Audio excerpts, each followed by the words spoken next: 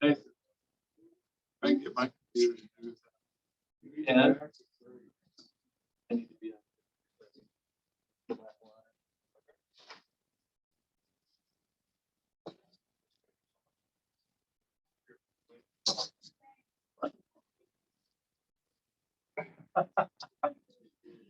except to get glasses.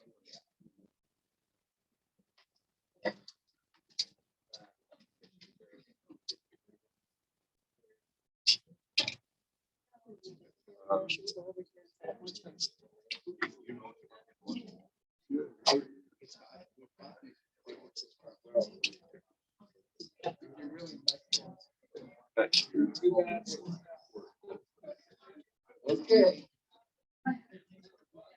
All right. No, this is how you get caught. Where's that?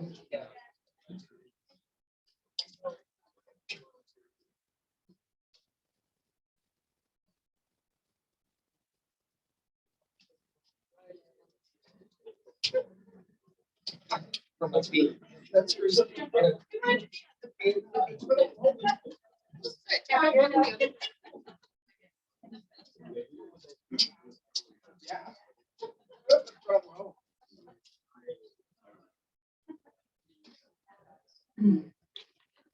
For everything. Yeah.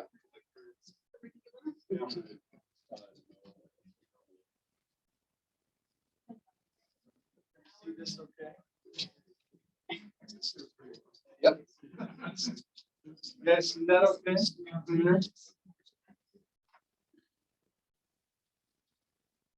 Okay, well. Here we go. I'm thankful for the privilege to be able to stand before you and speak about a topic that I love. I'm glad that I have the privilege to study this week. I wish I could have studied a little bit more. I've learned to really deeply love Abraham and the principles that his life represents.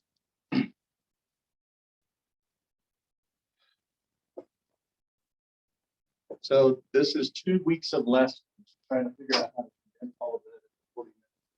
A little bit challenging.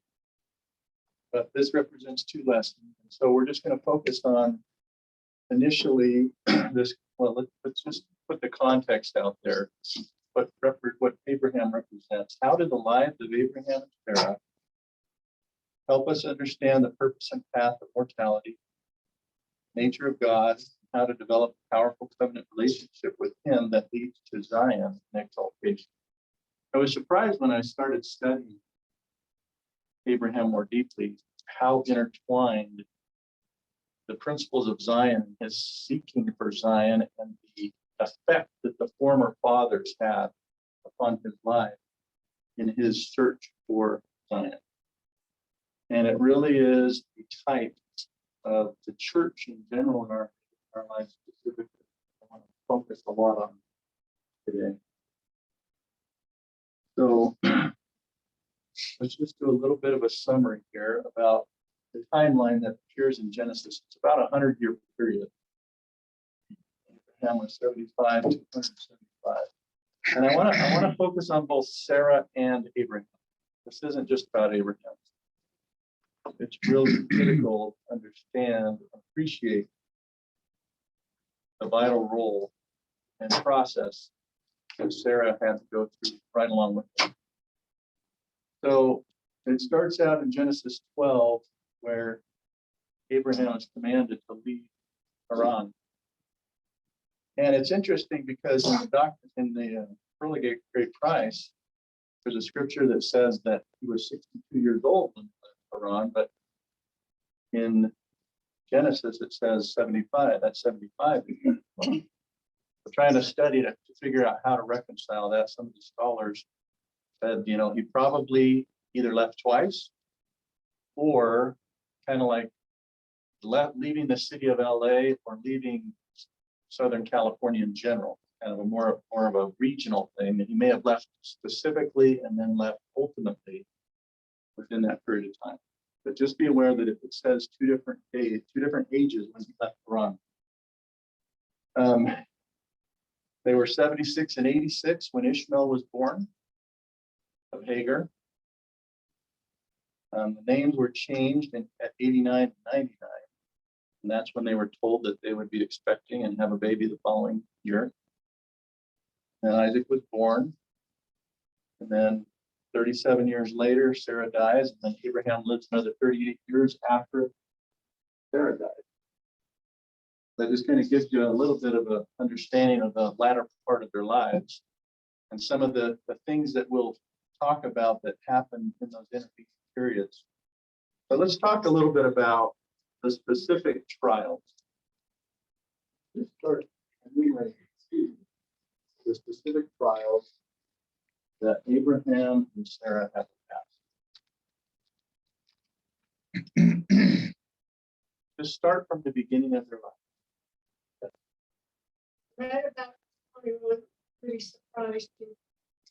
Wherever they lived, whatever they did, they always had to pretend Sarah was his sister. Otherwise, the ruler would kill Abraham and get them. That was always right. Yeah, they had to go through that process numerous times. He repeatedly had to say that he is his sister. And some say, well, technically may have been, she may have been a half sister, she may have been, Right. We don't know exactly like the meaning of that word, but no, that would have been a hard thing. It started off with Abraham's his father was like a priest or something, worship all of that sacrifice. Abraham himself brought on the altar sacrifice to save the poor. So, like that. Can you imagine when your dad's trying to have you killed? And you're young, that would be a little bit different. Which made his commandment to sacrifice.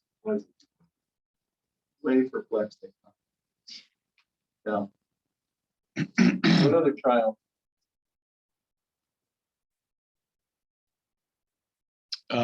Living right next to his nephew and having their people fighting over land and him having to recognize that it will be best if I give Lot his choice first rather than taking what I want, being we often, as we're older, we think I'm the one that should make the decision. And he was very Christ-like.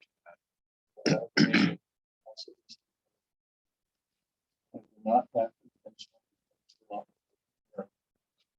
And then later, when all of the kings kidnapped Lot and his family, he had to raise his army. He had 318 men and went out there to rescue Lot from that situation. That was pretty amazing.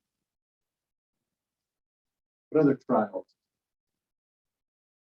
I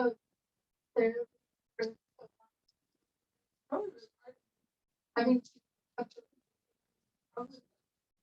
this is the nice people. I would like to have children with my wife, but Yeah, can you imagine going through 40 years at least, not being able to bear a child, and being aware, largely through that, of promises that the Lord had made to Abraham, and not being able to fulfill those? That must have just been such an excruciating trial for Sarah to pass. I can't even imagine what that must have been like. And then for her to finally come to the decision, okay, you can have Hagar, because I need to help you fulfill this promise. You need to have posterity, and yeah, that would have been difficult. Lots of trials being developed. Right. Yes, sacrifice. Child of faith, right?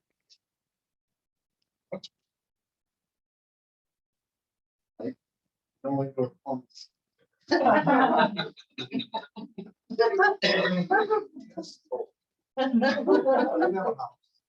was a nomad. He was technical. And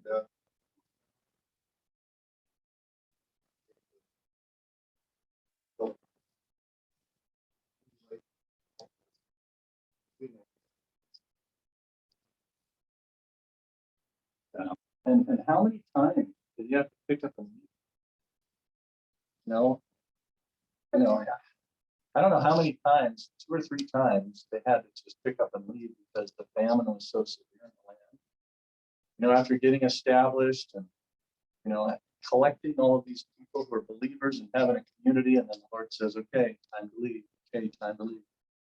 And multiple times go through that. I think of Levi, like, and these stories were on there. They must have been tremendous strength from Levi. Because he was in the same situation. Not only did they have to make that big transition from Jerusalem to who knows what kind of area, but they had to constantly change their location from the beginning because they had to get rid of their brothers and this and that. But I think that Nephi probably received a lot of strength from Abraham, faithful in that time. Good point. Yes. Another trial, I mean, here they are finally blessed with Sarah and the son. And that's all exciting and great. What does that lead to? That leads to Hagar and Sarah. He's caught in this awkward situation where basically sends his way to his son. Right. And how was it for Sarah at the same time, to be despised by the person that she allowed to be the mother of Ishmael? And trying to figure out how to deal with that. And you're supposed to be the one and only or the primary spouse, and then all of a sudden you're playing second fiddle with somebody.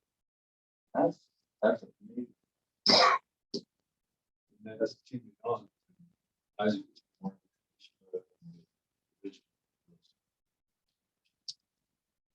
Yeah. Yeah. I mean, you see the big picture. I wonder if there was that great. Is this really my scene? So, Soft, less.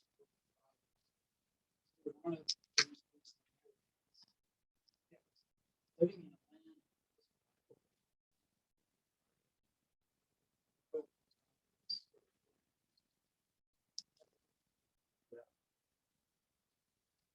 a land. That's another significant aspect of this.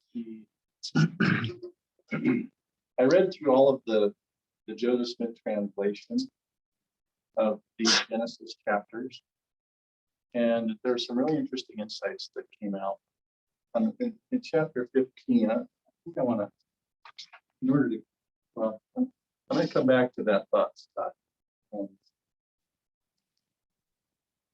So our lives are reflective of our journey. Their lives are reflective of our personal journey. They're examples of what we need to pass through in order to receive and fulfill the covenants that the Lord has extended to us as heirs of Abraham. And it's really great to see the examples there. And it's also sometimes sobering because the Lord demands or requires a lot from us because of what we have and what the requirements of this covenant are. So, I wanted to talk about Abraham and Sarah together as a couple because they achieved these things together.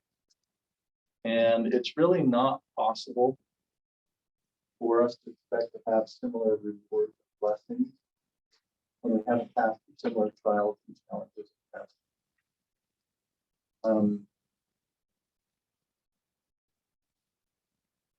I think about Joseph and Emma in a similar way.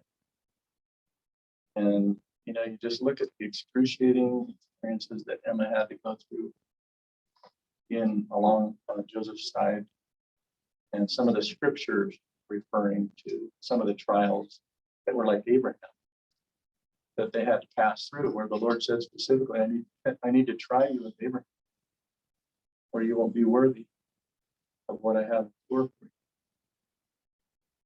So trials are very significant, and they're an incredibly important aspect of being able to qualify for blessing.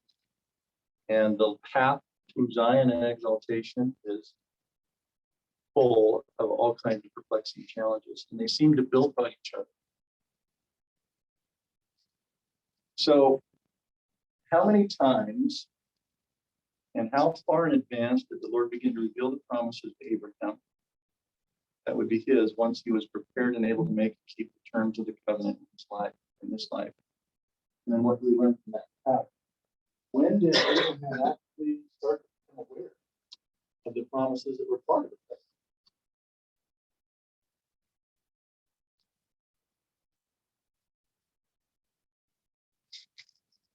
This was something that I didn't realize the extent to which there was interaction from beyond the veil as well as with people in his life.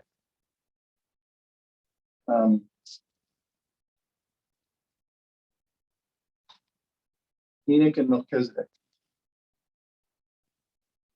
There's a lot of evidence from various sources that the angel of the Lord's presence who preserved Abraham from being sacrificed as a child was actually Enoch. And I could go into a bunch of evidence and statements and things from people, but one of his nicknames, one of Enoch's nicknames was actually the Prince of His Presence. And he was brought into the presence of God and served at the gate of the Lord's presence. And I think of this righteous man, Enoch, who achieved what Abraham was striving for, and was also assigned to be a minister to heirs of salvation. And how anxious he would be after achieving that state and watching his posterity, seeking after the blessings of the Father, trying to achieve the same rights of the priesthood that Enoch was granted. And I think about Enoch in his early life. The Lord told him and showed him the future of Zion and gave him something, a stake in the ground for which he could exercise his faith. And the same thing applied to Abraham. He had manifestations and all kinds of things all throughout his life that led up to his being able to develop the faith necessary to finally achieve what the Lord had given him assurance that he would receive. And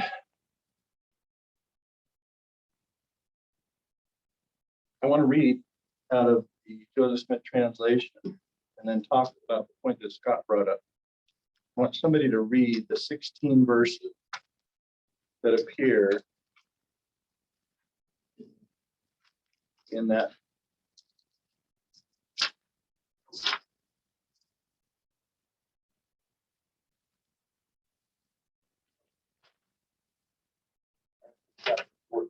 Who would like to read the 16 verses?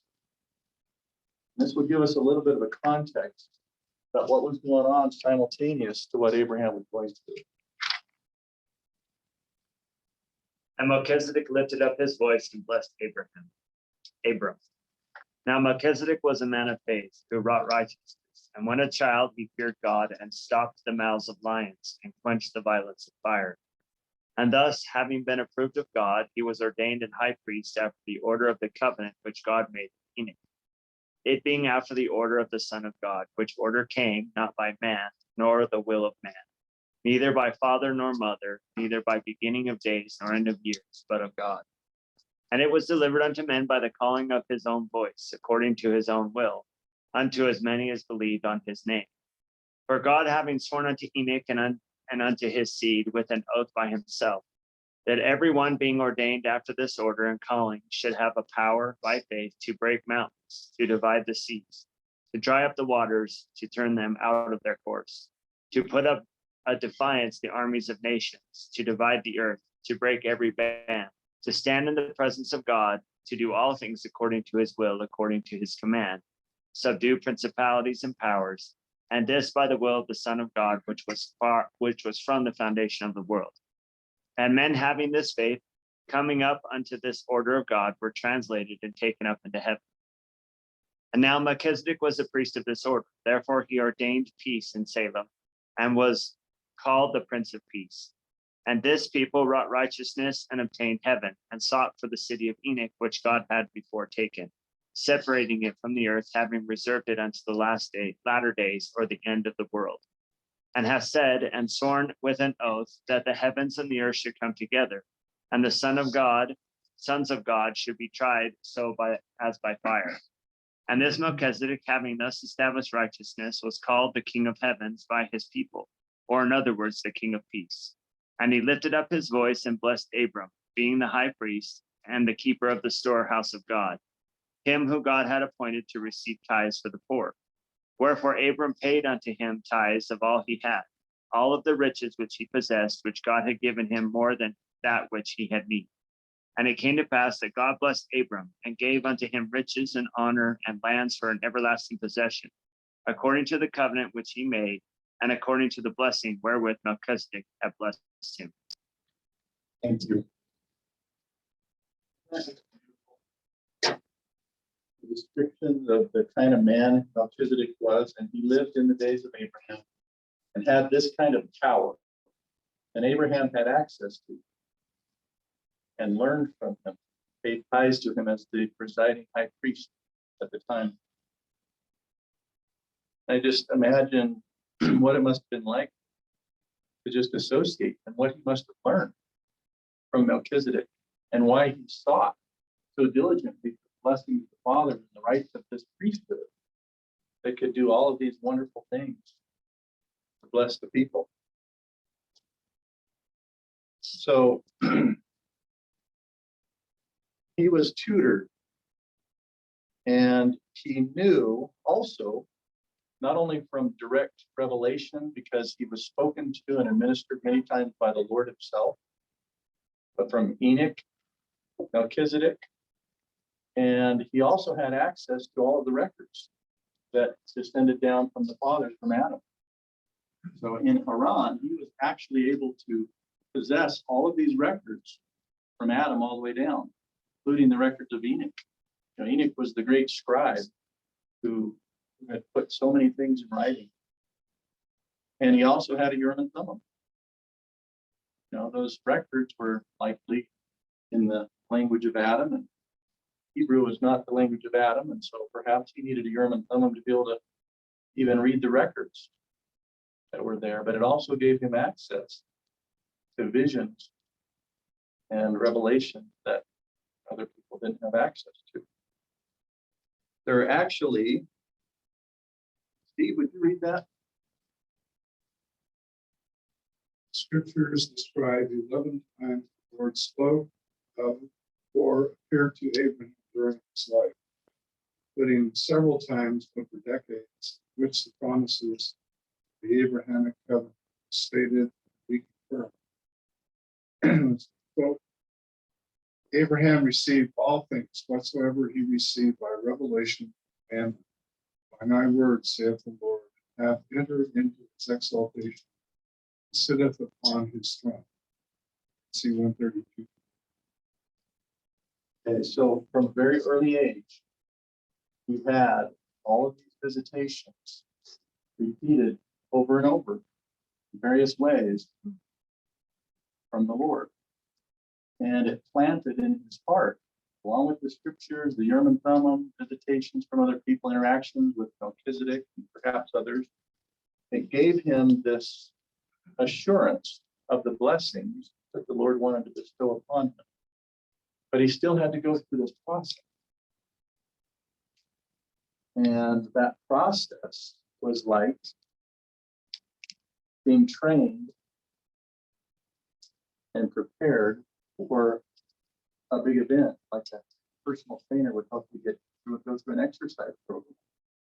And you look at this whole series of trials that he went through, and it just seems like they just kept getting more and more difficult as time went on. And I want you to think about your own life, and just think about when you were young and how difficult certain things seemed when you were young.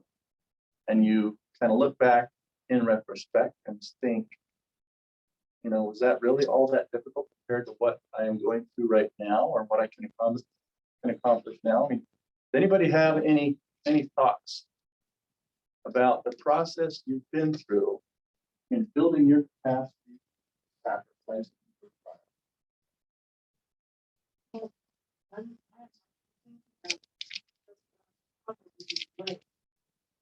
I think that the easy thing about the Lord's grace. I mean, imagine if you went through some of the challenges we have now, all of our life, so to speak, in our view, it would be really hard because hopefully part of the grace that our testimony build upon upon line, and along this path, we can build that endurance, as we see in Abraham and Sarah's life, that you build your faith, and I guess maybe that's what events will be, the survivor of the fittest is, are we going to take the grace in our life? Are we going to take the mercy and actually admit that, that we were taught, that I can't do this by myself anymore. It's just getting too heavy. I need the Lord even more so than I realize I do. Thank you. Other thoughts about that?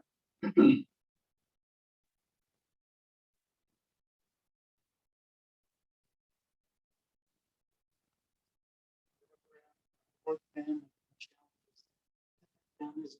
Families facing home life, health challenges. Why? I have to have. Why do I have to do this? You look at it's true. Stop for answers. Know the answers that come to be through that process.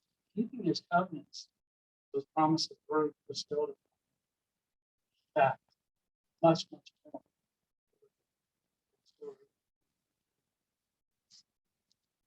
So has anybody received promises that you've been struggling to see in your life for decades? Maybe things that have been promised in patriarchal blessings or other things that just kind of seem like there's really no way it seems like this thing will be realized. And you start to doubt and you start to wonder, and you just go through decades wondering, was this really true? The broadhead? My patriarchal blessing. That Satan would not be perfect to torment me beyond what I could endure. I'll tell you, I've wondered about that one. Well, that's a neat blessing. And it's surprising sometimes how much we are called upon to endure and how much more we can endure than we thought we could. Or it takes a lot of time, at least for me, teaching me patience. How long will that take? You look back over your life, like, wow, this is a lesson I must really need to learn, spending a lot of time teaching it to. I think we vastly underestimate the amount of building that the Lord has to do to prepare us. We think that we're ready for things often prematurely. And he knows in his wisdom how much foundation has to be laid for us to actually be able to accommodate the blessings he wants to give us. And it's sometimes sobering when we have to pass through to get to that point. Any other comments? Winnie?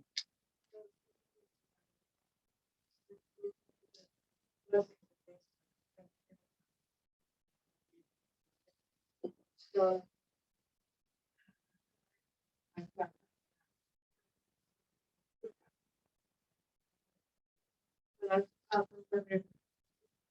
right, it does.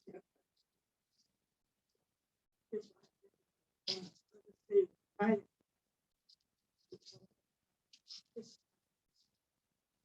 They were quite strong, and I was relating it to our own lives, the trials. To be young, like you said, when you think back into childhood, you don't know what's ahead, what they're going to go through. But letting that, we certainly don't have to go through what they went through. And yet they should have had all the blessings. We should have just been able to, move on. But, it's kind of the plan.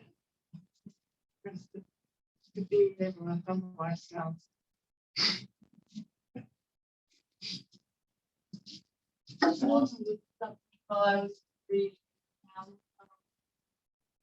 What caught my attention first was if the Lord tells him to do something, Abraham has a relationship with him where he'll ask questions. And like when they were going to Egypt, he's like, well, how am I going to do this? And well, should I say that his sister? And it's kind of like they came up with their plan and what they should do. There was this back and forth thinking with several of the trials that they passed through. There was almost a conversation between the Lord and Abraham, and that caught my attention. Like, wow, what a relationship we have. What an understanding he has. And the whole thing is not more where he was like, how many can still be there and you won't destroy it? I realized what. And then what caught my attention was the Lord in nothing. Nobody. So he had come to a place where he obeyed.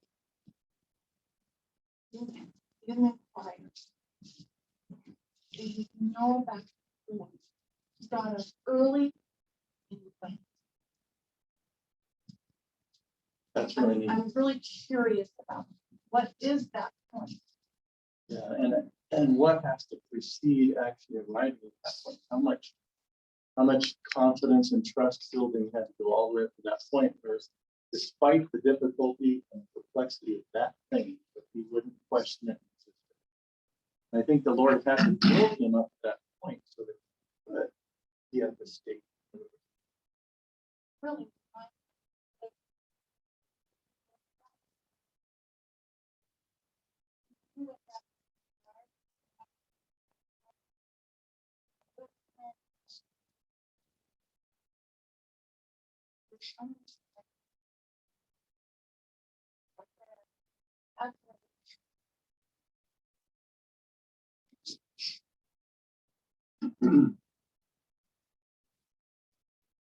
Any other comments? Okay. So one of the other things, speaking of the relationship in the Joseph Smith translation, actually Genesis 15 verse 12, it says, and it came to pass that Abram looked forth, and this is before, in Genesis 15, this is before he has his experience, before Isaac is born. It's in that intervening time, just to give you an idea of the degree to which he understood the Savior's mission. So it came to pass that Abram looked forth and saw the days of the Son of Man, and was glad, and his soul found rest. And he believed in the Lord, and the Lord counted it unto him for righteousness. So I'm intrigued by the definition of faith and Joseph Smith's change in Hebrews 11, where it says faith is, instead of the substance of things hoped for, but the assurance of things hoped for. And I thought a lot about that word assurance. And I just want to spend a little bit of time thinking about why the Lord gives assurance of something so far in advance sometimes, and then delays the fulfillment of it. What is the purpose for that? Why does he give the assurance in the first place? And when you think about faith is the assurance of things hoped for. You ever really think about what that means as a spiritual gift? It's actually delivered. The assurance of something we hope for is actually delivered to us spiritually. so that we can then act upon it. I don't know if this is exactly what.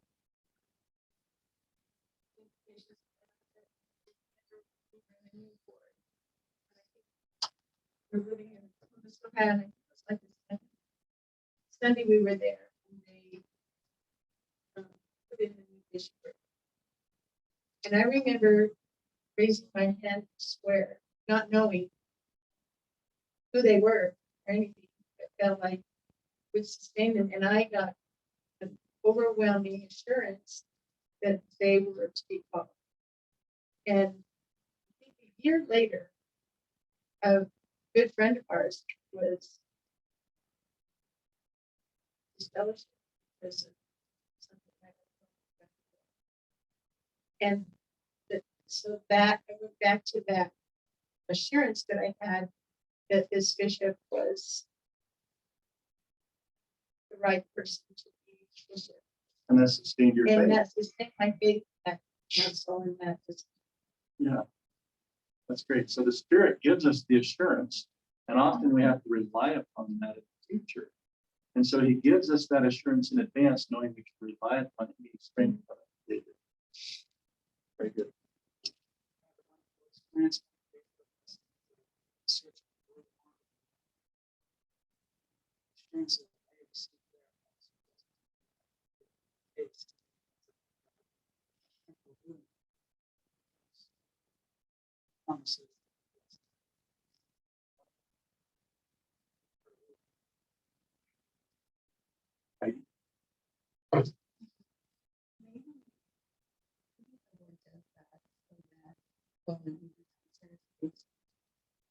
If Sarah and Abraham didn't have the variance problems, right?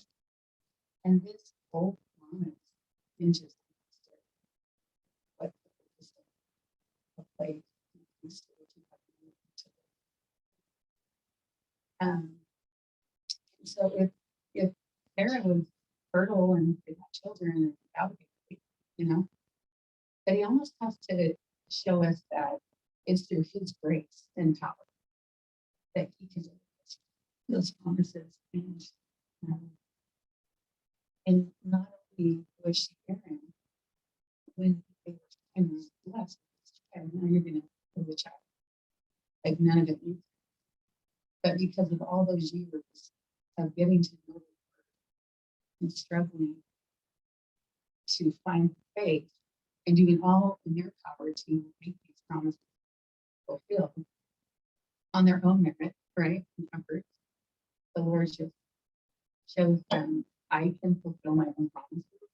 I will fulfill them. And this is for your growth and your development in building that relationship of trust with me, understanding that I'm the only way. I'm the person that gives you and gives you the right. It's not to you.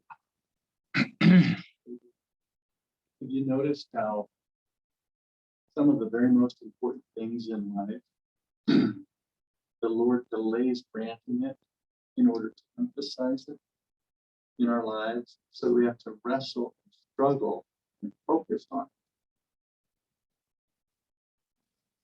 it.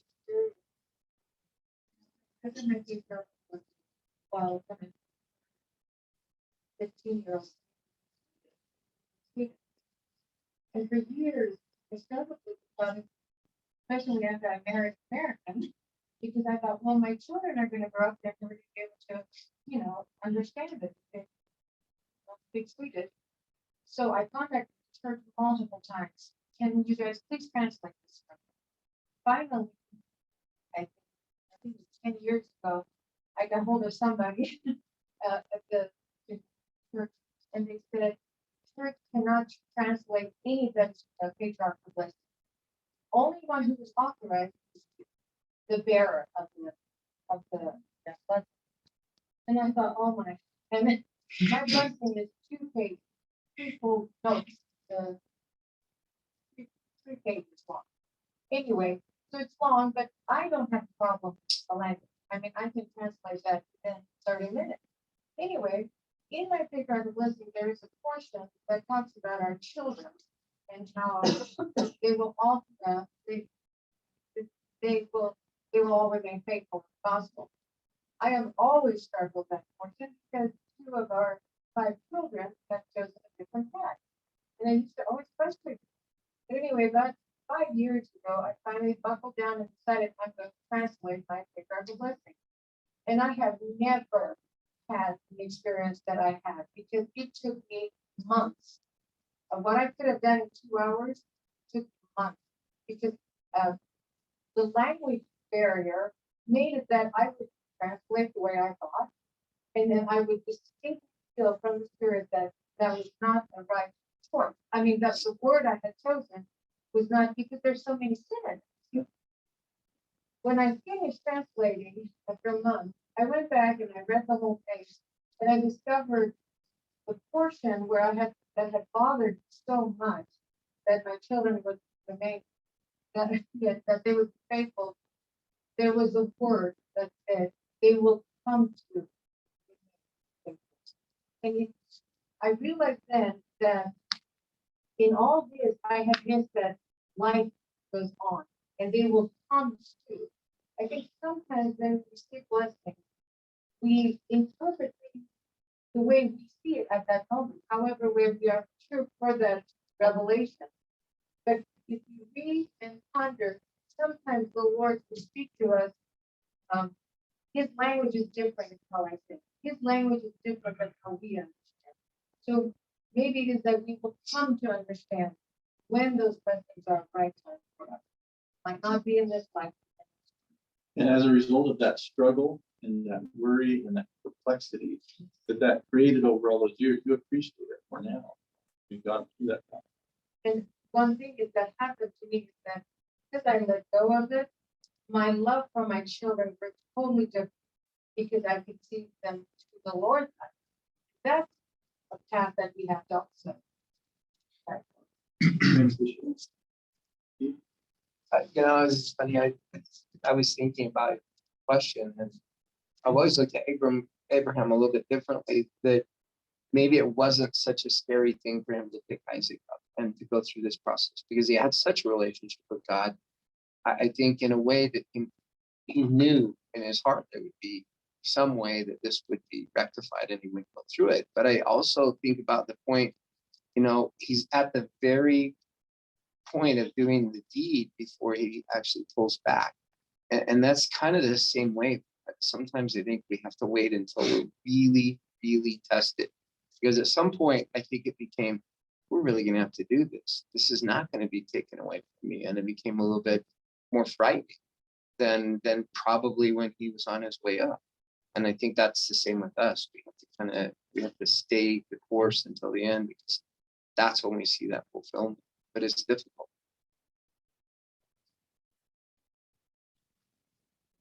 Larry? We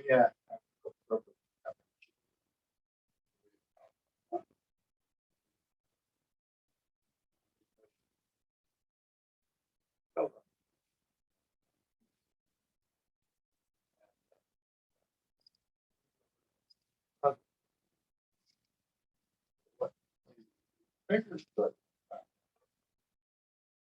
next year later.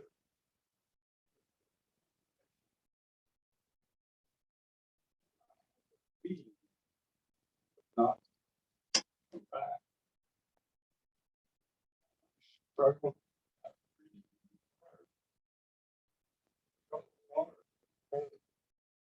And I said, did on that. And tough. Some of these things sound really easy. They're not. They're really tough to do. You can feel a lot.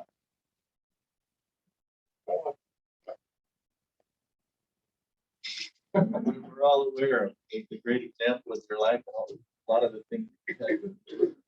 Appreciate that. So one thing that I think we can also see in the life of Abraham is even though he has these sort of ultimate promises or these sort of grand promises given, and it goes on, they remain unfulfilled and unfulfilled. All that time, he's still able to interact with the Lord. He's still receiving blessings. He's still receiving answers to prayers. He's still, so I think it would be hard if the Lord abandoned us for 40 or 100 years, whatever, with the expectation that once having tasted of the Spirit, we would remain faithful forever.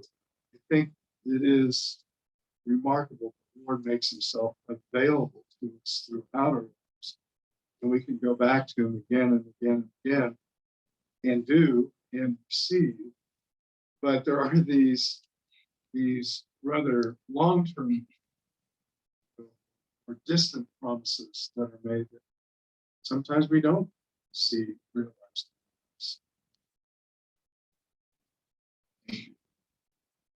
Yes. Okay, so just really quickly, the main promises of the Abrahamic Covenant. Just and the posterity, the priesthood, and the salvation. The four primary categories. And these all apply to us as parents of Abraham. Any thoughts about any of that? Okay, so I'm going to read the DNC 101. They were trying to establish Zion. And really, the life of Abraham is indicative of the search for Zion. The process that a person has to go through and the obligation we have in that process to try to help other people along the way to arrive at that blessed state. So in DNC 101, Leif, could you read that? Sure. This is what the early saints had to go from what the Lord said, the reasons for their trials and sufferings. Verily I say unto you concerning your brethren who have been afflicted and persecuted and cast out from the land of their inheritance. I, the Lord, have suffered the affliction to come upon them, wherewith they have been afflicted in consequence of their transgressions. Yet I will own them, and they shall be mine in that day when I shall come to make up my jewels. Therefore they must needs be chastened and tried, even as Abraham, who was commanded to offer up his only son. For all those who will not endure chastening but deny me cannot be sanctified. Okay. That's a sobering principle. About the mortality. And I try to envision what it was really at the core that caused people to not want to follow Christ. You know, there was probably all kinds of sophistry and everything, but at the core, was there a fear of not being able to pass successfully the challenges, trials of life? Knowing that it would be difficult and not want to have to go through the process that was required for us to make it back, and looking for an easier way, another way that we could justify, so that we wouldn't have to endure all of these chastening trials. And I really think that at the core, there was a significant aspect that had to do with that fear and that desire not to have pain and suffering and trial. And yet that's required. We cannot receive the blessing unless we're willing to sacrifice and go through the challenges like Abraham. And often, you know, we're trying to navigate around the difficulties and trials, and we have sometimes this perception in our lives that, you know, if I'm righteous, then the Lord's just going to make everything work out, and I don't need to suffer. But you know, because I'm not gonna have these transgressions. I'm just gonna make sure I'm not doing that so that I can avoid it. But Abraham was a very, very righteous person, and he had to pass through all. And the Lord says that we do too, in order to go to right. So I think one of the maturing things about in the gospel is just coming to accept that is part of the plan. That's part of the problem. And the more righteous the person is, a lot of times, the more suffering and sacrifice the Lord calls. And then become grateful for the blessings that result from the privilege of having the Lord guide you through because He is making that rule. Sometimes it's hard to be thankful about it in the process, but I think the more we go through it and we recognize and appreciate His hand, we can be grateful as we're experiencing those things.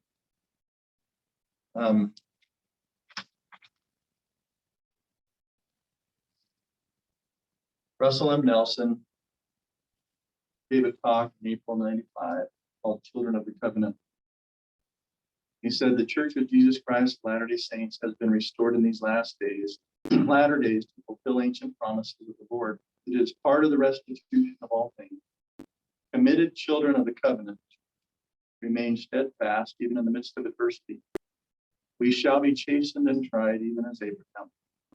He was commanded to offer up his only son, yet we are strengthened by this promise of the Lord, found in D&C 86. Ye are lawful heirs according to the flesh, and have been hid from the world with Christ in God. Therefore your life and the priesthood have remained, and must needs remain to you and your lineage until the restoration of all things.